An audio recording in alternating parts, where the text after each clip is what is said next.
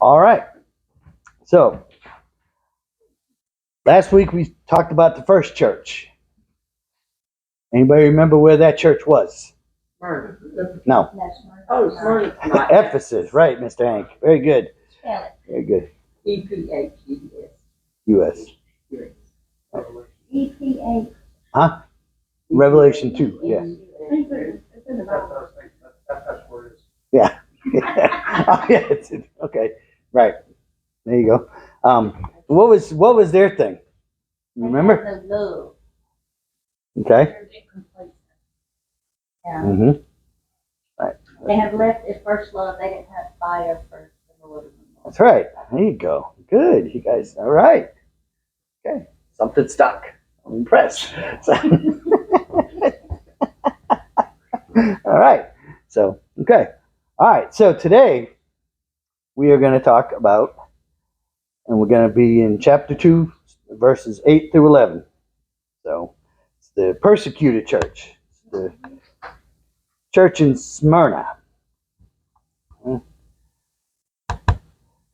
This is one of those really, really encouraging letters. You're going to get a lot of encouragement from this, especially if you were first century church hearing this. And this is just one of those things that you just can't help but feel great about after you read it. So, please. And to the angel of the church in Smyrna write, these things says the first and the last who was dead and came to life. I know your works, tribulations, and poverty, but you are rich.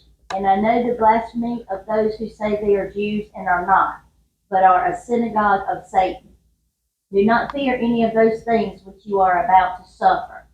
Indeed, the devil is about to throw some of you into prison, that you may be tested, and you will have tribulation 10 days. Be faithful until death, and I will give you the crown of life. He who has an ear, let him hear what the Spirit says to the churches. He who overcomes shall not be hurt by the second death. Don't you guys just feel so encouraged about that? Wow. That everything's just, isn't that what we hear from our pulpits today? Become a Christian and everything's going to be great. You don't have to worry about anything. You're going to be healthy, wealthy, wise. Everything's going to be awesome. It would be. It would be. But that's not true. Because the message is come and die with me. Mm-hmm. Right. I don't know how somebody can legitimately stand in a pulpit and preach that message when you got a letter like this to a church in the first century. Okay?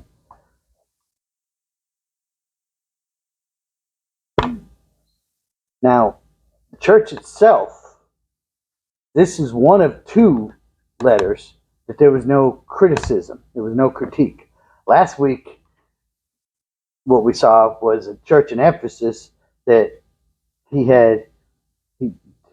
gave them praise for standing up to evil and not tolerating things that weren't of God. But he said, I have this against you. You've lost your first love. You have no passion. You're just going through the motions, complacent, like Kylie said, all that kind of stuff. Okay? This one, there really is no criticism for the church. There's 2 letters of the 7 that there's no critique or criticism or whatever you want to call it. And this is one of them. But why would a church that is doing so good for God now have to deal with more persecution? Doesn't seem fair, does it? What do you think? Never feels fair. Yeah. Hmm? God is happy with the church and yes, it's Satan. Not happy. Right. Yes. Yeah. And that is a very good guess. That that if God's happy with the church and that the church is doing good, then they're going to suffer. And he even says, it even says right here in the letter from Christ that, you know, Satan will throw some of you into jail and even possibly kill you. The letter's telling them too that just because you are doing good for the Lord, everything's not going to be perfect and all right all the time. You are going to have these things. Right. You have to be prepared for them. Mm-hmm. Yeah. Before Jesus left, when he was in the garden talking to the disciples, before he was crucified, that later on that night, the next day, he told them, you're going to have trials. You're going to have tribulations. You're going to have tough times. The world is going to hate you because they hated me. If you're a disciple of mine, they're going to hate you. And that's what these people are getting ready to face. Now, Smyrna, the name Smyrna, means bitter. So I don't know why you would want to call your town bitter, but okay. I'm sure they had their reasons for it, but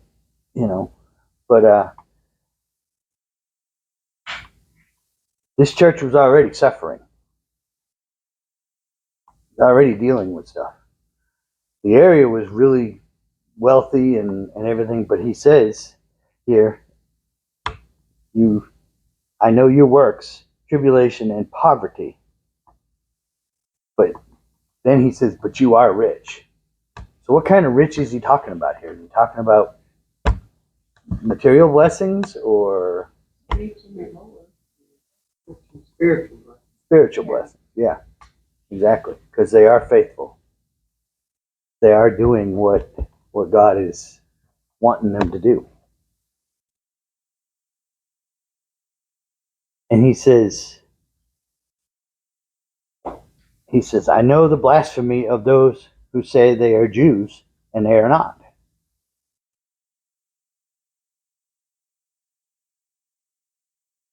Do we ever hear from, get mistreated by people that claim to be Christians? Take that as a yes. Irony abounds. Yeah. All Christians are not created.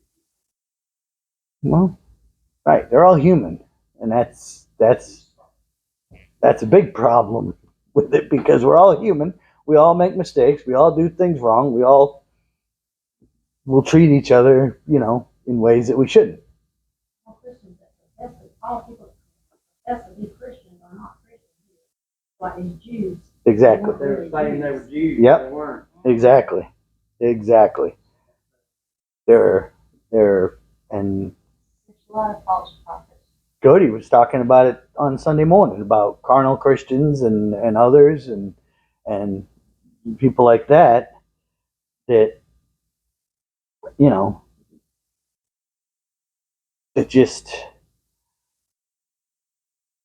are Christians only to secure their place in heaven. Otherwise, they got nothing to do with God. And I'd be kind of scared if I was one of them because are you really a Christian if you have no relationship with Christ, but you just responded at an invitation and that was it. Nothing changed. Right. No change, no No nothing. change, no salvation. Right. The Bible doesn't sustain it. The Bible No. doesn't at all. Scripture does not sustain that kind of stuff. No, doesn't. At all. No. Faith without works is dead. Exactly. Right. It Right. doesn't say come into your heart. It says call upon the name of the Lord and you'll be saved. It doesn't say, oh please come into my heart. No, serve me forever. It doesn't say that. At all. No. It does say you'll have fruits Fruits. Yes. Yeah. of the Spirit. Yeah. Fruit thing. I understand. Right. So, But you will. That's the Spirit. Yeah. you know, the more that you grow in your relationship with Christ, the more you should be displaying the fruit, like you said, and the more we should be becoming like Christ and more like Him. Are we going to be perfect? No, Never. never. Not this side of heaven. No. But, you know, how we deal with the sin too is a big deal, because if you just go sin and sin and sin and just stay in habitual sin, then you're not, are you, Right. there's no repentance and change, exactly, you know. So, I mean, if you're, you know, and I think there's a difference there between, like, some people struggle with addiction of some things. They a lot of times those people desperately want to get out of it. They desperately want to get out of it, but they just struggle against it so much, and they have such a hard time of it. So, you know, I think that if you're, you know, if when you fall into sin of addiction and things like that, that you're gonna, and you repent and but then you stumble again and you fall again. You know, it's really not for me to judge, for God to judge what your heart is. And if you're, but I would be inclined to think that if you're really struggling and trying your best and asking God to help you and whatever, and you're gaining ground on it, you're making improvement. You're not, you know, getting drunk 7 nights a week anymore. You're only getting drunk 4 nights a week now. You know, I mean, if you're, Because if you're in you know, addiction that hard, that's progress. That's what I was Exactly. gonna say. If you're Yeah. in addiction that hard, Right. and you know, you fall off the wagon, but like you say, you only do it 4 times instead of 6 times. Yes, you made improvement. You're trying at that point. Yep. Yeah, you are. It's like Peter asked me earlier how my lunchtime is going, because we talked in the men's group, you know, a small group about, huh? I did not bring No, it up. you didn't. I did. So, but yeah, he asked me how it was going. I said, I've turned around, so I'm facing everybody now, but I still am giving, I'm giving off the vibe of leave me alone. Don't bother me. Okay. I'm still, you know, so I still got room to go in that, where, you know, I'm not as, you know, We're gonna pray they flop too. yeah. Okay. One day you don't have to bother me again. Do I now? Bring me to work with you one day. You don't have to bother me again. That's what I'm trying to not have happen. You know, I don't know that I want them flocking to me, but there's got to be a happy ground somewhere, you know. So, but I will say this: that, you know, the person that we were talking about, that drives me crazy at lunchtime because they're on their phone doing FaceTime and all this other really loud so everybody else can hear it and all that other stuff. They haven't been out there for the last couple weeks. So, yeah, so that's a step that's progress. So, huh?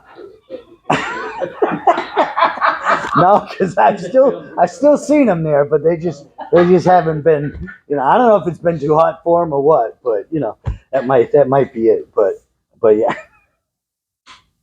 yeah, but maybe it was, you know.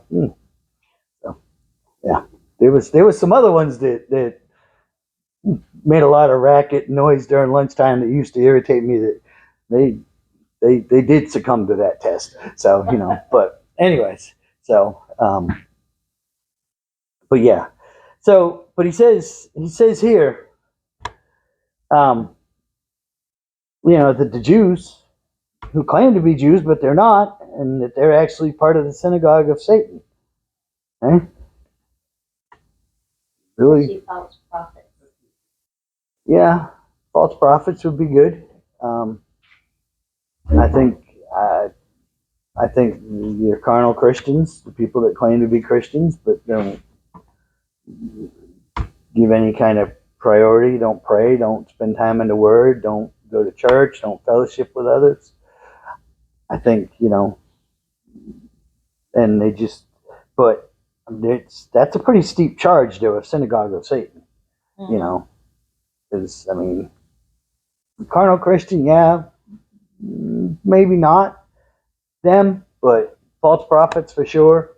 Like I said to start it out, how can you stand in pulpits and preach prosperity and everything's going to be hunky dory, and because you're now a believer in Christ, when we know that it doesn't say that anywhere here in this word. And look at the time, the issue. You can go back in the Old Testament and look at the issues that they had trying to stay faithful to God. They had major struggles with it. So, but yeah. So, but that is a steep charge, though. That they're. Well, even if they're just the cardinal Christians that we're trying to use for them, sometimes they're the most hurtful for our church. The ones that claim they're Christians and then they do things that are ugly. Right. That's why some people don't go to church because of how, not just the pastor, not just the preachers, but members themselves. A lot of people say they don't go back to how they're treated. Right. And I think that I'm better than you because I'm a Christian. I'll under that too. Experienced that in my life when I wasn't going to church. I mean, I wasn't doing anything bad or anything. I just wasn't regularly going to church and had some medical issues going on. And Christian person. Oh, let me pray for you. So maybe, I won't be sick of it. Maybe she was right, but it's not the first thing she said, but she was better than that. She went to church regular, and at the time I didn't. Better than you Christians as You're right. Exactly. they can really, and I was ugly. I told her one time if I didn't know that being Christian was a better church, I wouldn't look at word more about it. So, they can be hurtful too. Yeah. Because what if I didn't know God? You know what I mean? Yeah. Oh yeah. And that's And that's what's been in my head since you've been talking about the cardinal Christian. well, the carnal Christian, yeah. Carnal, excuse me. Yeah. The carnal Christian are the ones that act like the world, act like everybody else. Exactly. There's no difference. No difference in their life. There's no, you can't, you look at them and they look like the next person over who's, sometimes they're cussing and carrying on and throwing fits and having temper issues and can't control their temper and can't. Now, we all have times where we have, we sin. We don't you look at me like that. We all do. So we get upset. We all sin and stuff. And, there are times where we sometimes feel like we want to strangle our adult children, I mean, but, we don't. That's So, right. but it's, there are those times. But we, to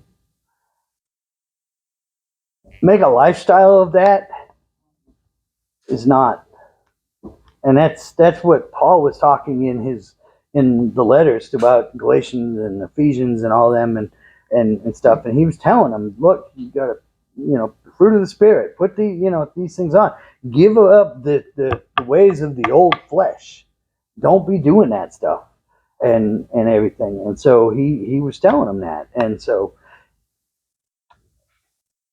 And it's hard for people to, why do I need to go to church when you act just the same way that I do? And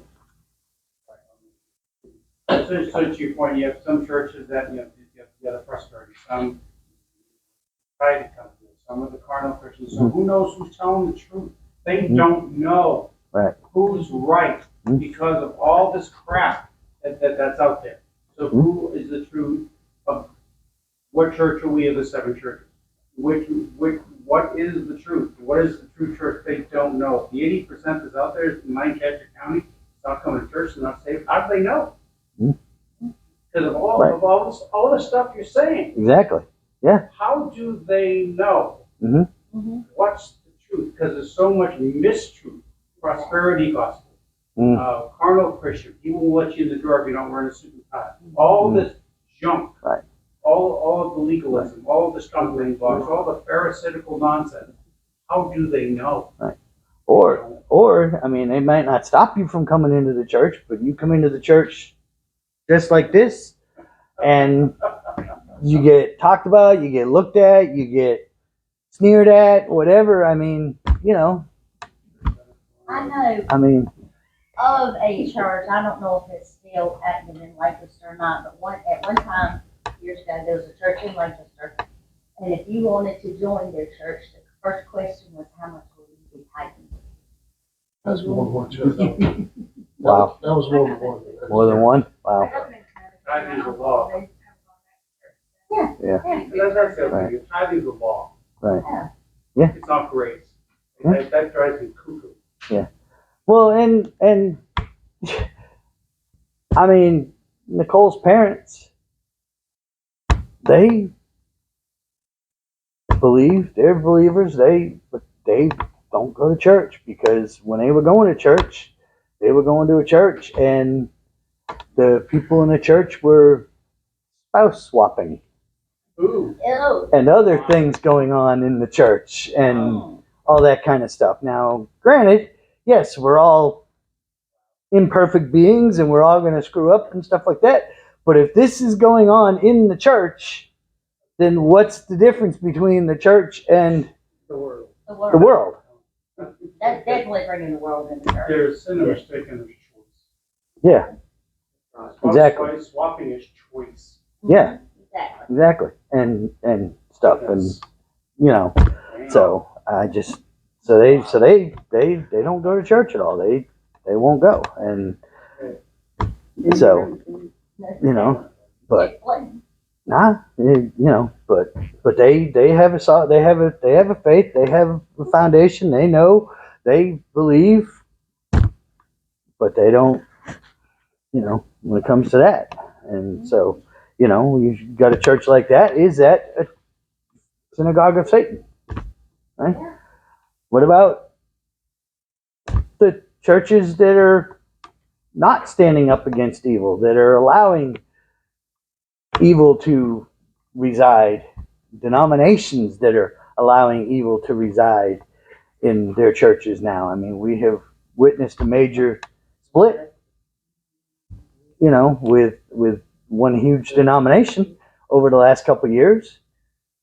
So, and I think that there's only of all of those churches here in the county, I think I was told that there's only 2 that stayed with the association, and everybody else split away because they just couldn't stand for what was there.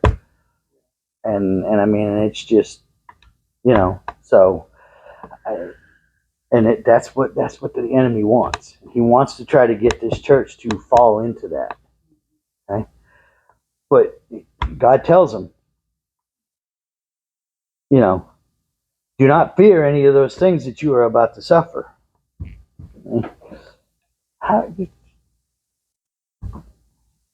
What you think of that line? Kind of hard not to feel. Yeah, it's true. So, be like, wait a minute, God, can't you stop this suffering? Can't you make it so I don't got to go through this? Well, even like You know? it says, you're going to have tribulation for 10 days, and then probably by the 3rd day, I'm going to be like, all right, God, I got the message. Can we, you know, Right. really have that 10 days?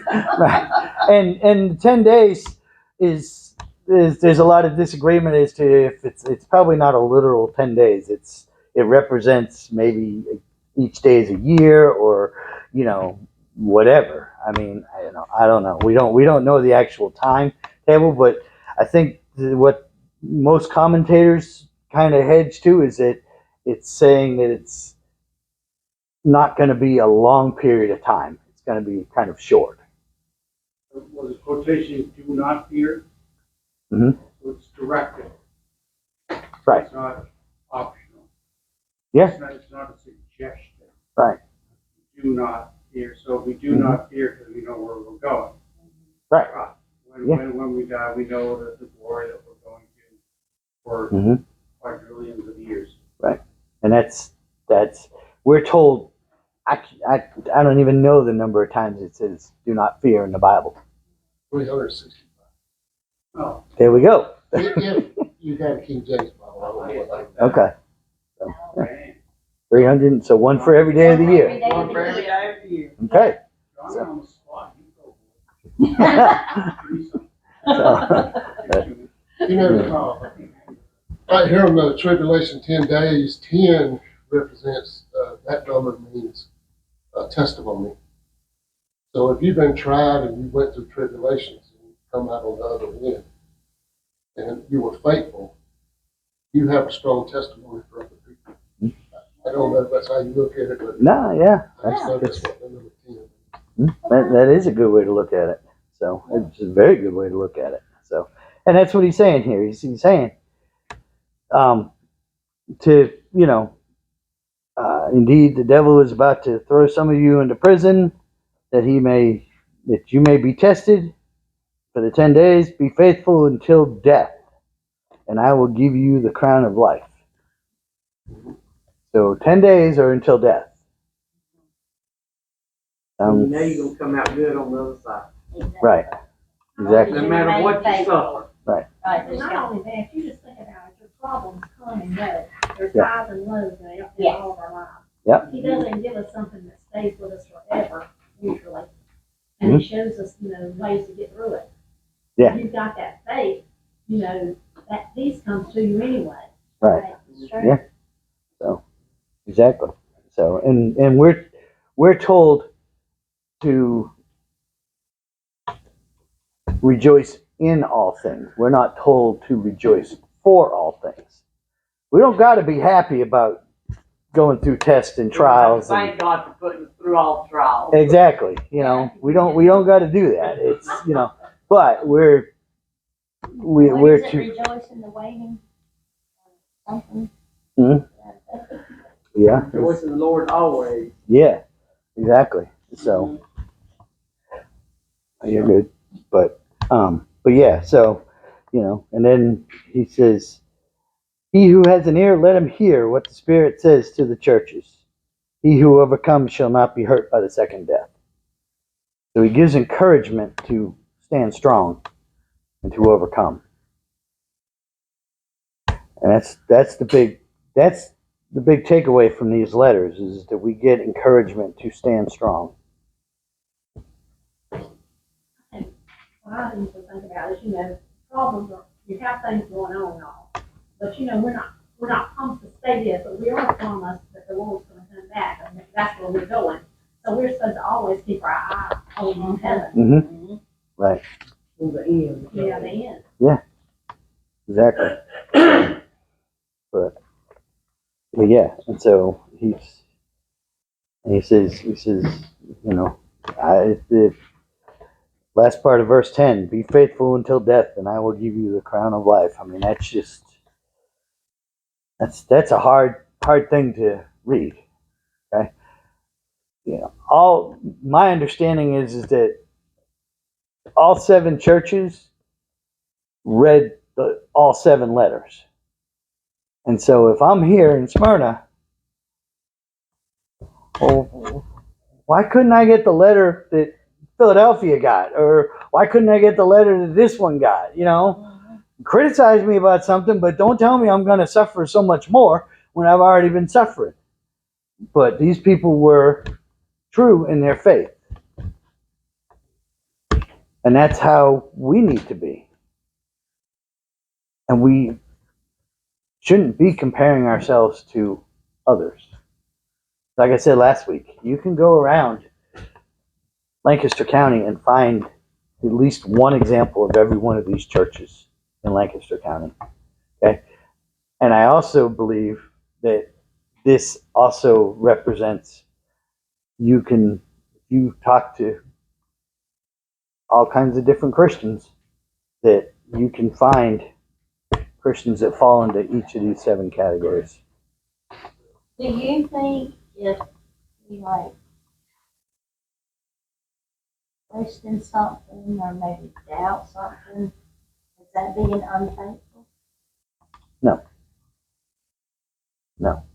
David questioned God in the Psalms. And I mean, look at all that he went through. Anointed to be king, and then Saul's trying to kill him. It was what, 30 years or something, I think, before he finally got the throne? Huh? Yeah. You know, and I mean, and you got Joseph spent 13 years in prison for not, for doing something, not doing what they said he did. But he didn't sit there and waller in pity. He got to be that he was the most trusted prisoner in the whole prison and well respected no matter what he was doing, where he was, and what situation he was in. And I think that's what this is kind of telling us here is no matter what the circumstance is, we need to stand strong for the faith, in our faith, and not lose focus, like Ann said, not lose focus of heaven, and keep our eyes on God and Jesus and look forward to his return.